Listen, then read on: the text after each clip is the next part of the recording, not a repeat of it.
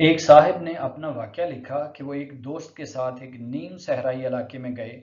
इतने में आंधी के आसार जाहिर हुए। दोस्त ने बताया कि इस इलाके में बड़ी हौलनाक किस्म की आंधी आती है कि बड़ी बड़ी चीज़ों को उड़ा कर ले जाती है, और आसार बता रहे हैं कि इस वक्त इसी किस्म की आंधी आ रही है। इसलिए आप अपने बचाव की तदबीर करें। आंधी करीब आई तो मैं एक दरख्त की तरफ बढ़ा ताकि उसकी आड़ में अपने आप को महफूज कर सकूं। दोस्त ने मुझे दरख्त की तरफ जाते हुए देखा तो चीख पड़ा। उसने कहा, आप दरख्त के नीचे हरगज न जाएं।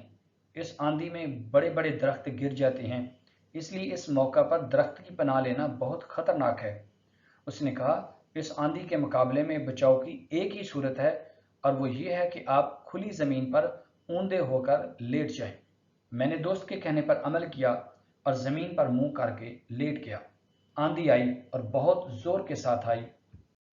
वो बहुत से दरख्तों और टीलों तक को उड़ा कर ले गई, लेकिन ये सारा तूफान हमारे ऊपर से गुजरता रहा और ज़मीन की सतह पर हम मजबूत पड़े रहे।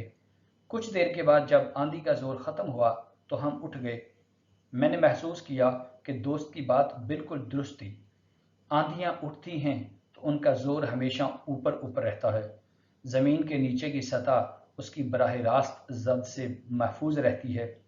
यही वजह है कि आंधी में खड़े हुए दरख्त तो उखड़ जाते हैं, मगर ज़मीन पर फैली हुई घास बदस्तूर कायम रहती है।